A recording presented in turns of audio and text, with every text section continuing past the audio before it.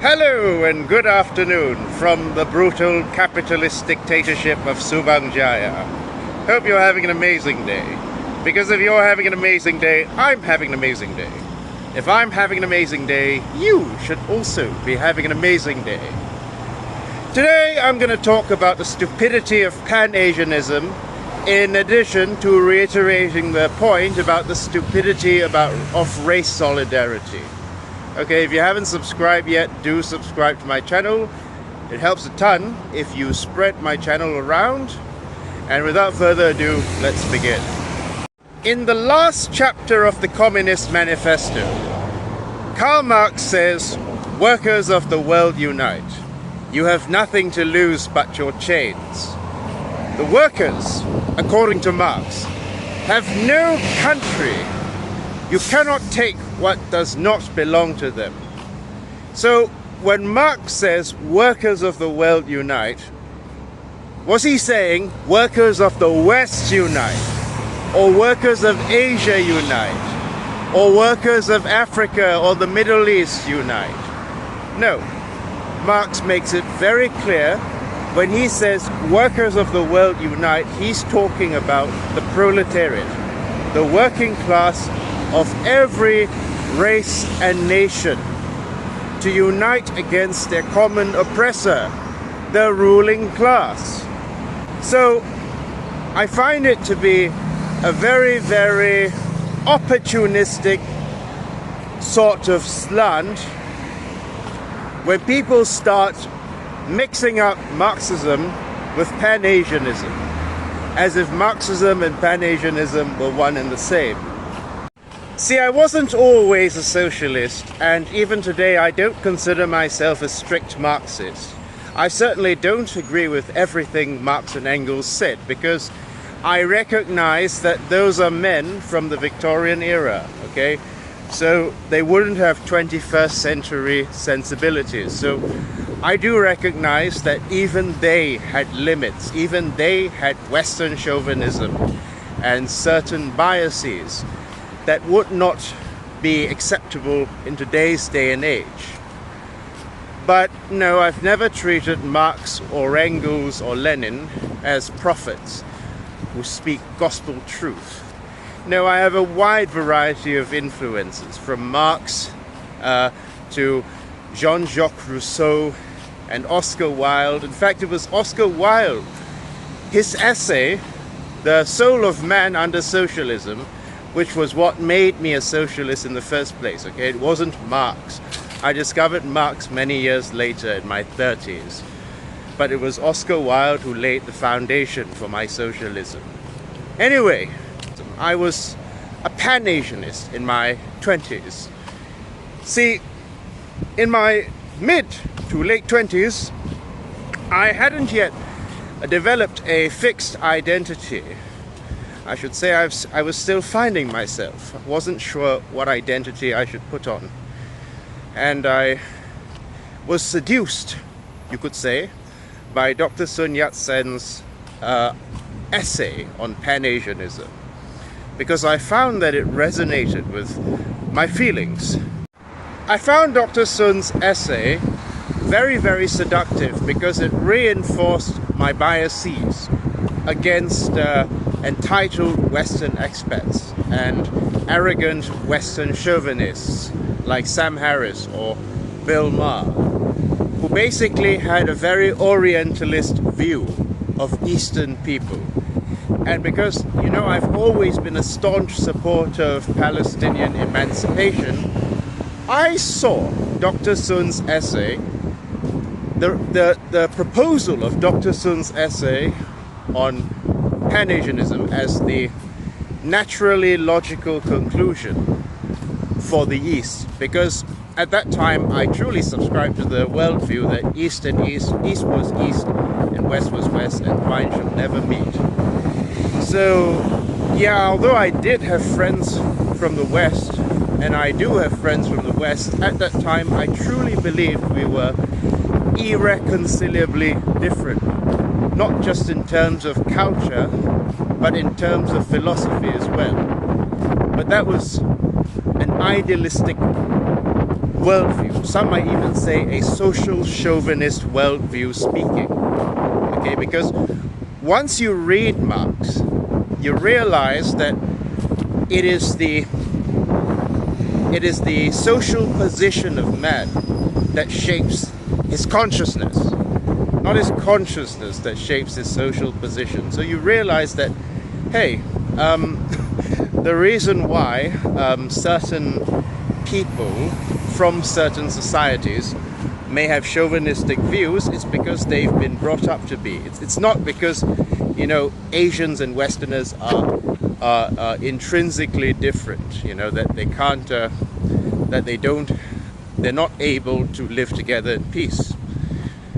And likewise, you know, the reason why people subscribe to Pan-Asianism is because they feel powerless, frankly. Because, you know, we still live in the era, let's face it, we still live in the era of Western hegemony. Some are saying that, yes, China is going to replace the West's hegemony, but I don't really want to replace the colonial master's whip with the Tauke's pen, frankly. I don't think Chinese capitalism or Chinese imperialism is anything to celebrate, you know. Just like I don't think black capitalism or Asian American capitalism is a form of true emancipation for minorities. But when I started interrogating the contradictions in Eastern society, when I started talking about intra-Asian oppression, meaning not when Westerners oppress Asians, but when Asians oppress other Asians.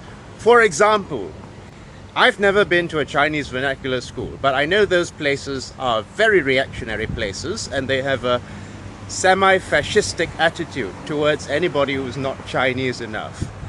And we don't have to talk about, of course, not to mention the semi-Nazi-like attitude towards Peranakans like me, who say we don't need to learn Chinese because we are a much older strain of Malayan Chinese that was here for hundreds of years before your ancestors docked. Why then I started getting death threats, not from white people, but from other Asians. In fact, there was an American Korean fella who called me a British bootlicker and a used condom for the West. And there was this Singaporean Chinese fellow, a Chinese ultra in Singapore, who claimed that my ancestors were British loyalists. And basically my ancestors were richer than most of the people in Chinatown. So basically the implied meaning was that Peranakan is part of the comprador class, because we were the Queen's Chinese during colonial times, right? We were the closest in proximity to the British, but that's because we were not really accepted by the new migrants, the Sinkays, who came in the 1800s. So we had to make our own living as middlemen, basically the liminal minority, right? Because you know the majority of English teachers during colonial times were Nyonya women, basically women like my grandmother. But then I realized that as soon as I started interrogating intra-Asian oppression, suddenly the Pan-Asianists called me basically an Asian Uncle Tom, someone who is simping for the West, someone who is pro-West, even though I'm explicitly not pro-East or pro-West. I'm pro-humanity. I'm a socialist, damn it. Okay, you realize that Pan-Asianists eventually start, or the ideology of Pan-Asianism eventually starts to crumble when you realize that many of Dr. Sun Yat-sen's former comrades ended up becoming Japanese fascists or Japanese adjacent fascists. Yeah, that's the end of the Pan-Asian dream.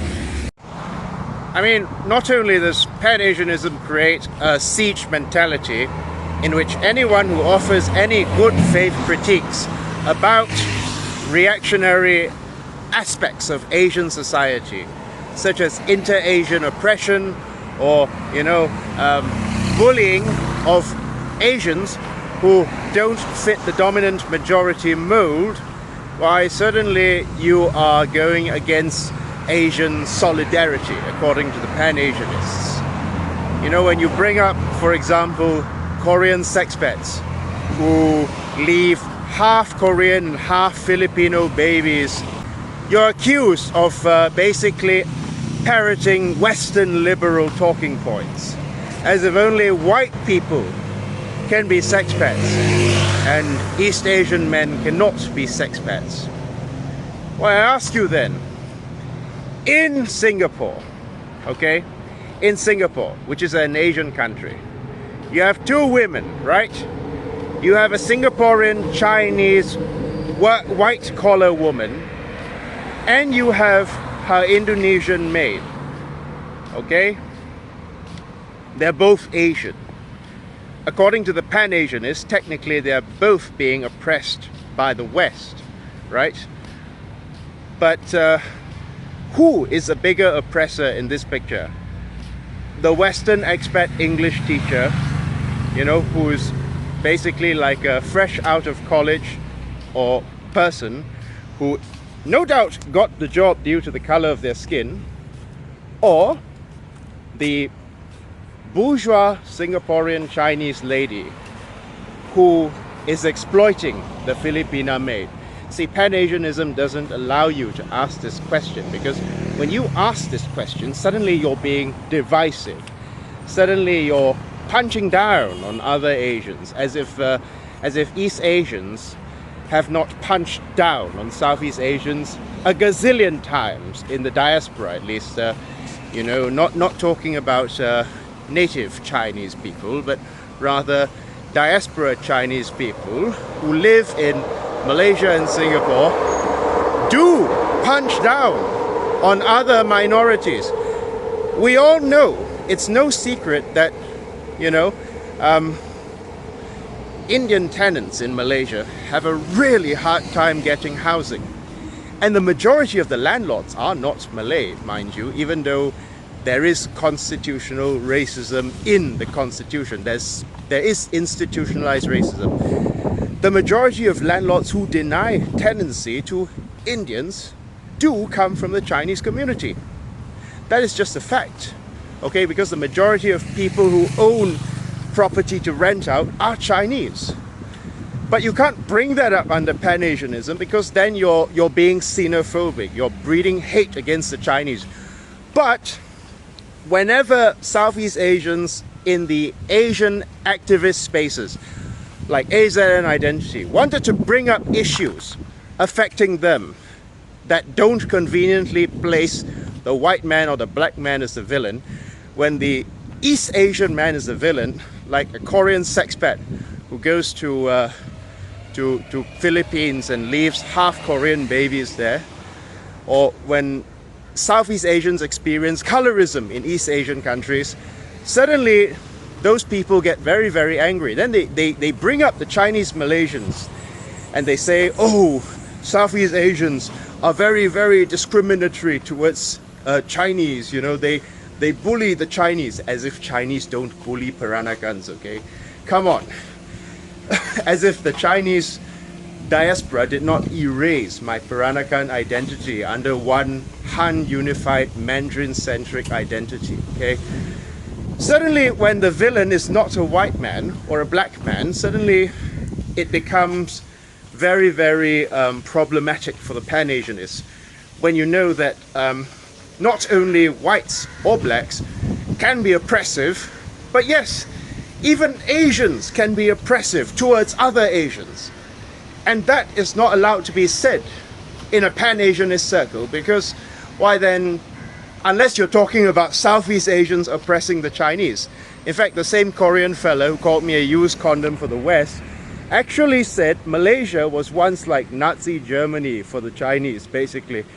So he had no problem comparing my countrymen. He had no problem comparing my countrymen to Nazis. Basically, he had no problem comparing my Malay countrymen to Nazis. And this guy called himself a Pan-Asianist as well, a pro-Asian person. Because in his worldview, Asians did not include Southeast Asians or South Asians, but only East Asians. So you see, very soon, in a Pan-Asian discourse, eventually the East Asians will start to dominate, and they will start to silence the Southeast Asian voices or the South Asian voices that don't fall in line. In fact, there was a Reddit group called Eastern Sun Rising. I posted a video of an anti-imperialist Indian guy, and they asked me to remove the video. You know why? Because only Southeast Asians and East Asians count as Asian in their view. And even Southeast Asians have a very tenuous position. Once you call out East Asian colorism or East Asians discriminating against Indians, suddenly you too will be suspect of being a traitor. And in the same way, the Peranakan is always viewed by the diaspora Chinese as being not only a liminal minority, but a suspect minority unless they assimilate and learn Chinese and act Chinese and give up their kabayas and their sarongs. Well, the Pan-Asianists always view the Southeast Asians and South Asians as suspects until proven otherwise. Okay?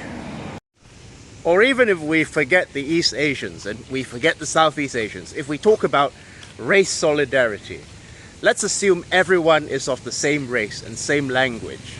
Let's assume that Peranakans and Han Chinese are two different races. Okay, for the sake of argument, you might not agree with that, right? What makes you think that another Peranakan guy, you know, like me, who doesn't speak any Chinese, who has got Malay-coded facial features and a honey-tanned skin, what makes you think that this guy is going to be my friend automatically just because we come from the same cultural background? I mean, this guy, for all we know, could be a rapacious capitalist. What makes you think I'm going to have solidarity with this guy? No. To say that you should have racial solidarity, to me, it's like saying to an untouchable, you should have racial solidarity with the Indian Brahmin because the both of you guys are Indian, right? Yeah, sure. I mean, both of you are being oppressed by imperialism. That is true. But aside from that, what does an untouchable and a Brahmin, what do an untouchable and a Brahmin have in common? Besides having a common enemy in the Western imperialist. In fact, the ironic thing is that just like Peranakans did much better under the British, the untouchable will probably do much better under the British administrative system. He won't be the one running the show, he certainly won't be the one holding the reins of power, but under the Hindu caste system, he would be doing far worse than he would be doing under the British administrative system. This is not praising the West. I'm just saying that, you know, for all the West's faults, at the very least, you know, certain minorities who were being oppressed or marginalized by other groups do manage to succeed under Western imperialism. Now, don't blame them, don't call them compradors. I mean, you know, you had a chance, you know, but the problem is that, you know, the Peranakan being a Creole was basically cast aside by the Han Chinese new migrants. And that's why the Peranakan threw in their lot with the British. Not because they loved the British, but because the British actually gave them a chance, you see. But the point is that solidarity based on identity, whether that be racial or continental, will eventually lead to oppression, or will eventually lead to reactionary class structures being reproduced, even when the common enemy has been defeated. because you're not interrogating class, you see. So let's just say, for example, the Pan-Asianists in, say, America, for example, managed to lead a separatist movement, and they were given a piece of land by the American government, just like Tunku Abdul Rahman, our Prime Minister, gave Lee Kuan Yew a piece of land and called it Singapore. Why then, there would still be a hierarchy, but it won't be a white and Asian hierarchy. Rather, the hierarchy will place East Asians at the top, Southeast Asians in the middle, and of course South Asians at the bottom. We've seen this hierarchy play out on Asian identity groups online. So I don't believe that I'm being hyperbolic when I say that it will play out in real life if they are given a piece of land, like Singapore was given to Lee Kuan Yew by our Prime Minister in order to preserve peace and prevent bloodshed, right? Look at Singapore, for example. Who controls the vast majority of the capital? Yes, Han Chinese men. Straight, cisgendered Han Chinese men. So in Malaysia, the vast majority of the power is held, no doubt, by straight, cisgendered Malay men. But in Singapore, the vast majority of the power is held by straight, cisgendered Chinese men. So when you form your identity on the basis, when you form solidarity on the basis of identity rather than class struggle, that obscures the relation between labor and capital. That obscures the relationship between the oppressor and the oppressed. And it lumps the oppressor in the same category as the oppressed, because they're both Asian, right? The Asian capitalist and the Asian worker are both Asian. The Asian Brahmin and the Asian untouchable are both Asian. And of course, the Singaporean Chinese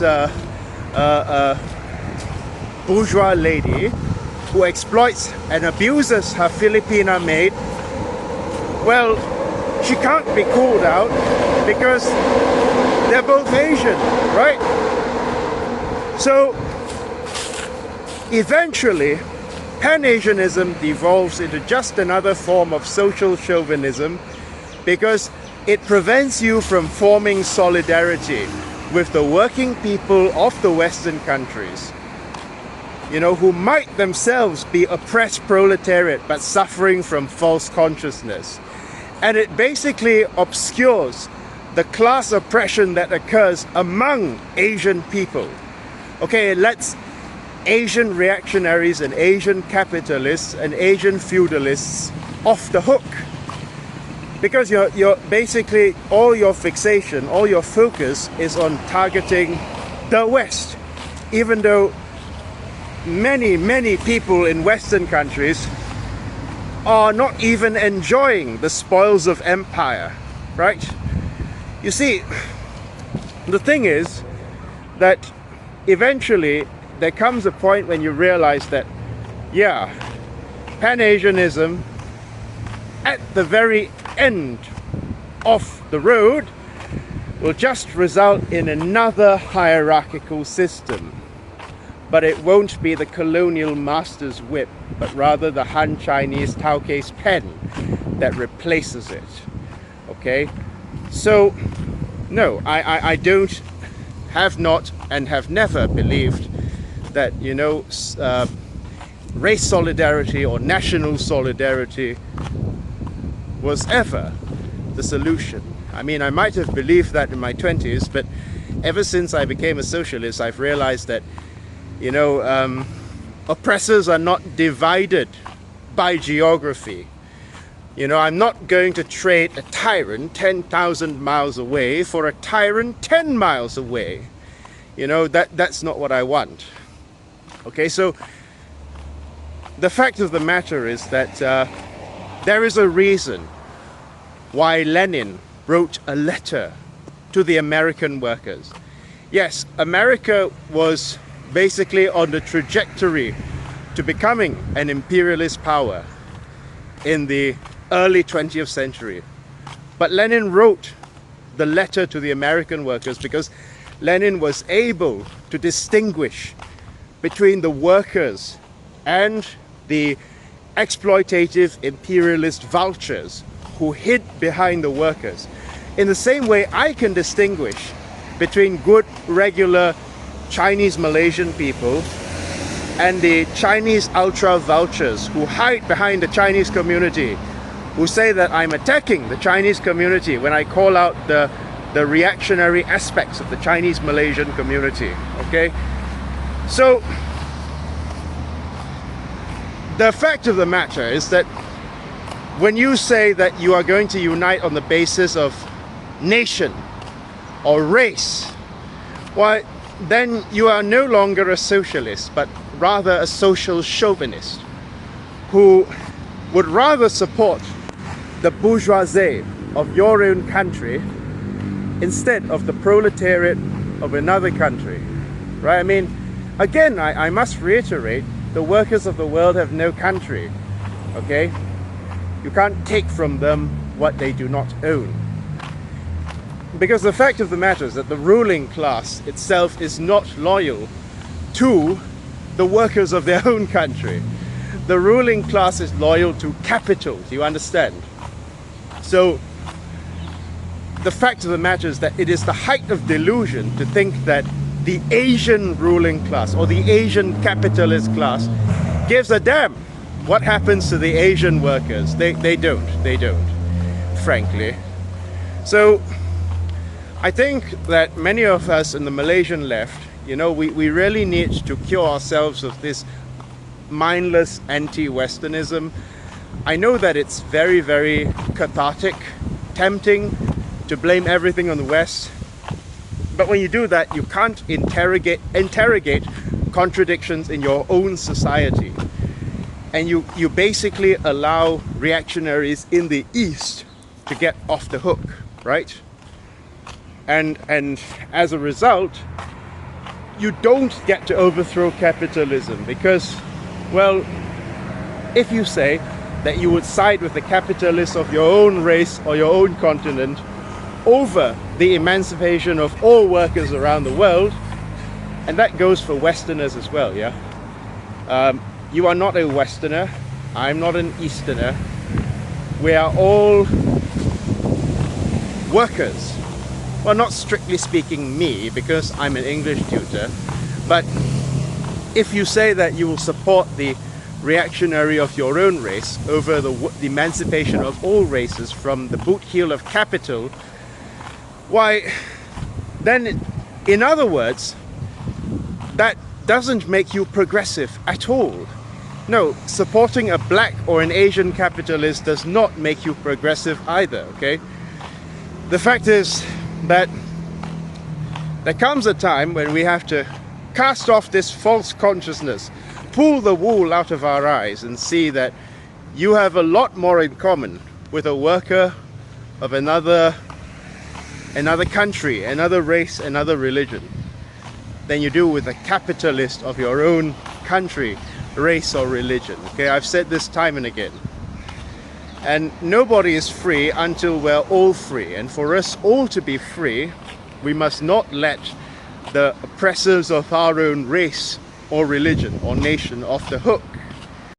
So I would like to call out the Pan-Asianist reactionaries in the spirit of the late American boxer Muhammad Ali, who basically told the American government to piss off when they asked him to support his nation against the Vietnamese, okay? You want me to hate a poor, struggling Westerner 10,000 miles away, but at the same time support a Tauke 10 miles away because we come from the same continent and eat the same food. Let me tell you something. The struggling proletariat in the West is not my enemy. He or she is my comrade in arms. You, the Tauke, You, the capitalist, you, the Asian reactionary, are my enemy when I want freedom, when I want dignity. It is you that I am going to focus on overthrowing, not the innocent working people of the West who just want to live a civilized and dignified life.